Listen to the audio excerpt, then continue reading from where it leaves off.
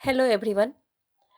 मैं आज आप लोगों के बीच में ग्रोथ एंड डेवलपमेंट का दूसरा पार्ट लेके आई हूँ, जिसमें है फिजिकल ग्रोथ। तो हम लोग देखते हैं फिजिकल ग्रोथ में क्या क्या चीज़ को। तो देखिए, नॉर्मल न्यूबॉर्न बेबी जो जन्म लेता है तो उस टाइम उसका वज़न, जो स्टैंडर्ड वज़न जो होता है 3 kg होता है। लेकिन नॉर्मल अगर वज़न देखा जाए तो बच्चा का कितना रहता है, 2.5 kg और मोर, यानी उससे ज़्यादा। उससे कम रहेगा तो फिर वो लो बर्थ वेट में काउंट होगा। तो देखिए कितना कितना है, तो 2.5 kg नॉर्मल न्यूबॉर्न वेट होता है, 2.5 kg या उससे ज़्यादा अकॉर्डिंग WHO के अनुसार जो है। अब देखिए, न्यूबॉर्न बेबी जो भी होता है उसके जन्म के बाद जो है 10% वेट लॉस होता है, यानी कि वजन कम होता है फर्स्ट वीक में। जो बच्चा के जन्म के बाद जो पहला जो सप्ताह होता है, उस सप्ताह में 10% जो है उसका जो वजन रहता है जन्म के टाइम, उसके उसमें 10% जो है लॉस होता है वजन। ठीक है। तो ये जो है किस किस कारण से होता है, तो कुछ प्रॉब्लम जैसे हो गया, एडजस्टमेंट में प्रॉब्लम हो जाता है, और फिर वो पर्याप्त मात्रा में फीडिंग नहीं कर पाता है, इनएडिक्वेट फीडिंग के कारण, या डाइजेस्टिव एडेप्शन के कारण, मतलब कुछ भी चीज़ को वो बच्चा जो है डाइजेस्ट नहीं कर पाता है सही तरीके से। और क्या होता है, जो सेलुलर जो फ्लूइड होता है उसका एक्स्ट्रा लॉस होता है। ये सब कारण से क्या होता है, बच्चा में वेट लॉस होता है, 10% वेट लॉस होता है। ठीक है। अब देखिए, हम लोग देखते हैं कि जो बच्चा जन्म लेता है तो जो पहला जो 5 से 6 महीना जो होता है उसमें उसका कितना वेट इंक्रीज होता है, तो 25 से 30 gram per day weight increase during first 5 to 6 month, यानी कि जो पहला जो 5 से 6 महीना होता है इस दौरान जो है डेली कितना वजन इंक्रीज होता है, तो 25 से 30 ग्राम। ठीक है। ये जो हमारा है वेरी वेरी इम्पोर्टेंट पॉइंट है। ये बहुत सारा एग्जाम में पूछ चुका है। ठीक है। आपका चाहे वो BTSC ANM का हो, GNM का हो, स्टाफ नर्स का हो, फिर आपका ये ट्यूटर का हो गया, RRB का हो गया, ये सब एग्जाम में ये सब पूछा जाता है। ठीक है। अब देखिए, फिर 6 to 12 मंथ, यानी 6 मंथ से 1 साल के बीच में कितना वजन बढ़ेगा डेली, तो 15 ग्राम पर डे के अनुसार वेट इंक्रीज होगा। ठीक।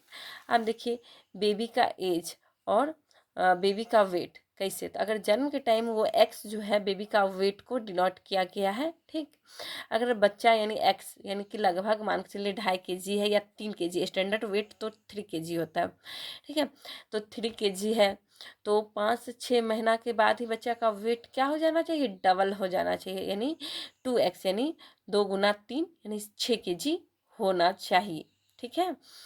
तो ये बहुत सारा एग्जाम में ये भी पूछ देता है कि बच्चा का वजन जो है दोगुना कब होगा, डबल कब होगा, तो 5 to 6 मंथ में क्या होता है, बच्चा का जन्म के टाइम जो वजन होता है उसके दोगुना कब होगा, तो 5 से 6 महीना में हो जाता है। ठीक है। तो ट्रिपल यानी 3 गुना कब होगा, तो 1 ईयर में हो जाता है। ये देखिए, हम आप लोगों के बीच में एक चार्ट लाए हैं।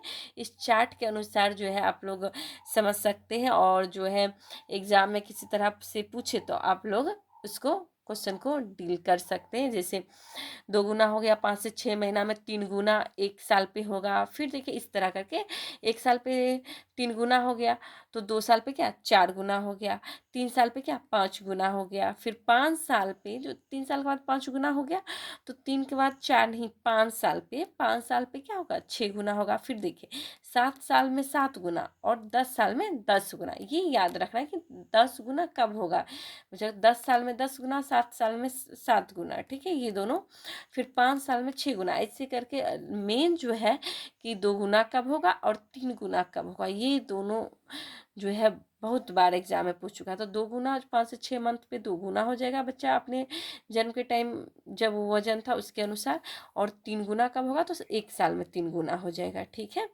अब आगे हम लोग देखते हैं कि बच्चा का जो वजन जो होता है 3 मंथ से लेके 12 साल के बीच में कैलकुलेशन कैसे करेंगे, किस अनुसार करेंगे, तो विच के फॉर्मूला के अकॉर्डिंग करेंगे। आप देखिए, पूछ सकता है कि किसके अकॉर्डिंग जो है हम लोग बच्चा के वजन को कैलकुलेट करते हैं, तो विच फॉर्मूला। ठीक है।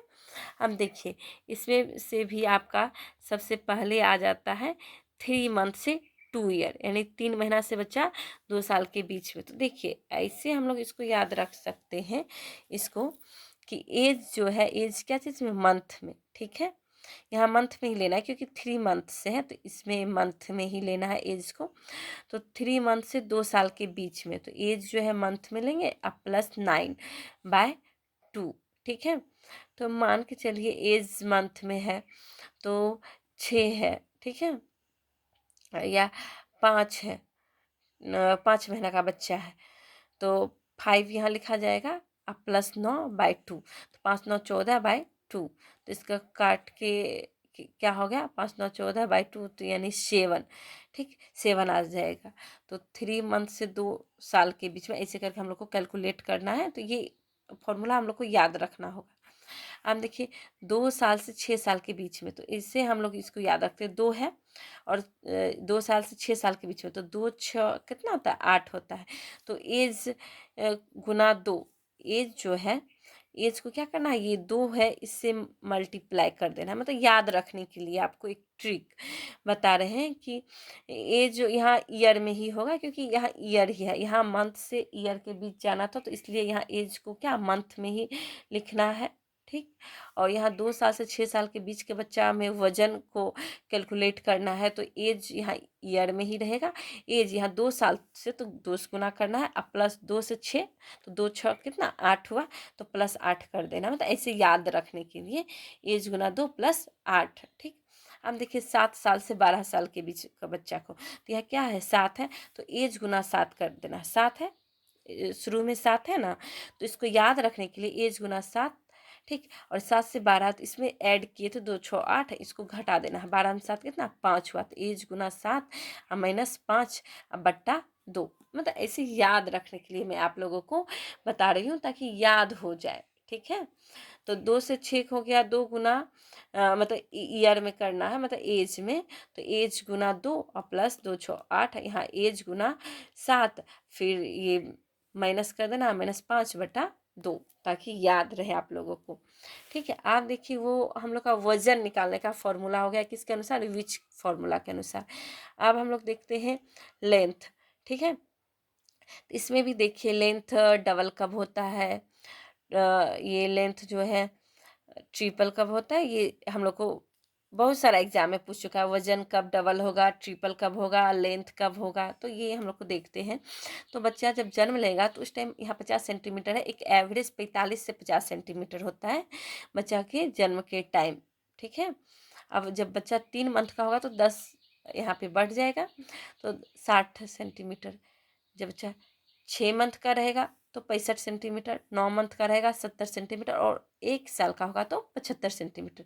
यहाँ देखिए बच्चा जब जन्म लिया तो 50 सेंटीमीटर था, जब बच्चा 1 साल का हुआ तो कितना बढ़ोतरी हुआ, तो 50 से 75 हो गया, यानी कि 75 में 50 घटाइए कितना, 25 हो गया, यानी 25 सेंटीमीटर वो बढ़ा। तो 25 सेंटीमीटर बढ़ने का मतलब क्या हो गया, आपका 50% इंक्रीज हुआ, समझे।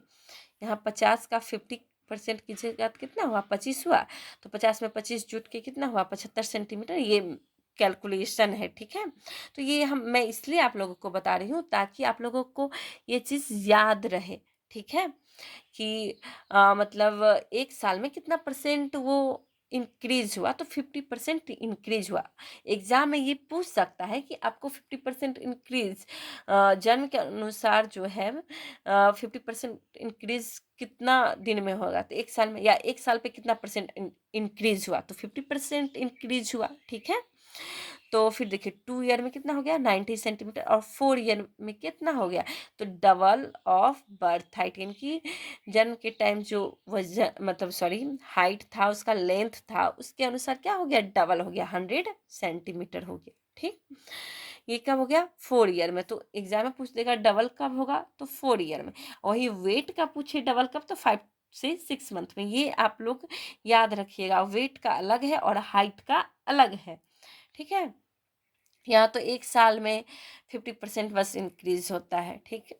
आप देखिए जब बच्चा फर्स्ट जो 6 मंथ होगा तो उस टाइम हाइट कितना इंक्रीज होगा, 2.5 सेंटीमीटर पर मंथ, यानी पर मंथ कितना, 2.5 सेंटीमीटर इंक्रीज होगा। और जब नेक्स्ट 6 मंथ, यानी 6 मंथ से 12 मंथ, यानी साल भर के बीच में कितना होगा, तो कम हो जाएगा, इससे कम, तो 1.25 सेंटीमीटर पर मंथ वो क्या इंक्रीज होगा। ठीक है, अब देखिए 1 ईयर ऑफ एज में ऊपर ही बता दी कितना हो गया 75 सेंटीमीटर, तो इंक्रीज कितना हुआ 50% इंक्रीज हुआ। ठीक, अब देखिए 13 ईयर में डबल कब हो गया, तो बच्चा का जब 4 साल हुआ तो बच्चा का हाइट क्या हुआ, डबल हो गया, यानी 50 से 100 सेंटीमीटर हो गया। और ट्रिपल कब होगा हाइट, तो ट्रिपल हो जाएगा जब बच्चा 13 साल का हुआ, तो 150 सेंटीमीटर हो जाएगा ट्रिपल्स ऑफ बर्थ हाइट। ठीक, ये मोस्ट इम्पोर्टेंट पॉइंट है कि ट्रिपल कब होगा, डबल कब होगा, और 1 साल में कितना परसेंट इंक्रीज हुआ। ठीक है, ये सब मोस्ट इम्पोर्टेंट पॉइंट है, आप लोग को याद रखना होगा। ठीक, अब देखिए मैं आप लोगों के बीच में लाई हूँ क्या चीज़ है, उसका फॉर्मूला है कि हाइट को निकालने के लिए फॉर्मूला, जैसे वेट को निकालने के लिए विच फॉर्मूला, विच के अनुसार जो फॉर्मूला दिया गया था उसके अनुसार बता दी। अब हाइट निकालने का फॉर्मूला देखिए, हाइट निकालने का फॉर्मूला क्या है, तो 2 से 12 साल के बीच का है। ठीक, तो इसमें एज इन ईयर गुना 6 हो गया। ठीक, 6 से इसको क्या मल्टीप्लाई करना, प्लस 77, ये क्या हो गया सेंटीमीटर। जो आप ये हाइट निकालिएगा इस फॉर्मूला के अनुसार ये क्या हो गया सेंटीमीटर में निकलेगा। ठीक है, तो इसको याद रखना होगा कि 2 to 12 ईयर में क्या निकालना है, तो एज को 6 से मल्टीप्लाई करना है प्लस 77 करना है। ठीक, हम देखिए हेड सरकमफेरेंस, तो हेड सरकमफेरेंस कितना होता है जन्म के टाइम, तो 33 to 35 यानी 33 से 35 सेंटीमीटर होता है। और इसको जब भी मेजर करना होगा तो बच्चा का जैसे जन्म हुआ तो उसके 48 घंटा के बाद ही मेजर करेंगे, तो वो एक एक्यूरेट आएगा, नहीं तो फॉल्स मेजरमेंट हो जाएगा। क्योंकि जब बच्चा का जन्म होता है हम लोग जानते हैं उसका जो स्काल्प जो होता है क्या होता है, बहुत सॉफ्ट होते हैं। सॉफ्ट होने के कारण वो मोल्डिंग होते हैं, यानी एक दूसरे के ऊपर क्या होता है वो ओवरलैप होता है, तो इस कारण से वो नॉर्मल डिलीवरी में वो हेल्प करता है, समझे। तो इस कारण से क्या हुआ कि जो भी हम लोग उसका मोल्डिंग करेंगे, एक मिनट, यानी कि जो भी मोल्डिंग के कारण क्या होगा उसका ये हेड सर्कमफेरेंस जब मेजर करेंगे तो वो 48 आवर के बाद यानी 48 घंटा के बाद उसको मेजर करना है। ठीक, अब देखिए ये जन्म के अनुसार हो गया 33 to 35 सेंटीमीटर। ठीक, अब यहाँ देखिए 3 मंथ में कितना होगा 40 सेंटीमीटर, और 12 मंथ यानी 1 साल में 45 सेंटीमीटर, 2 साल में 48 सेंटीमीटर, ये आप लोग को याद रखना है। अब देखिए इसका हेड सर्कमफेरेंस का इंक्रीज का रेट, तो जो पहला जो 3 मंथ होता है उस टाइम ज़्यादा तेज़ी से बढ़ता है 2 सेंटीमीटर पर मंथ से, और 4 to 6 मंथ जो होता है उसका हाफ 1 सेंटीमीटर पर मंथ।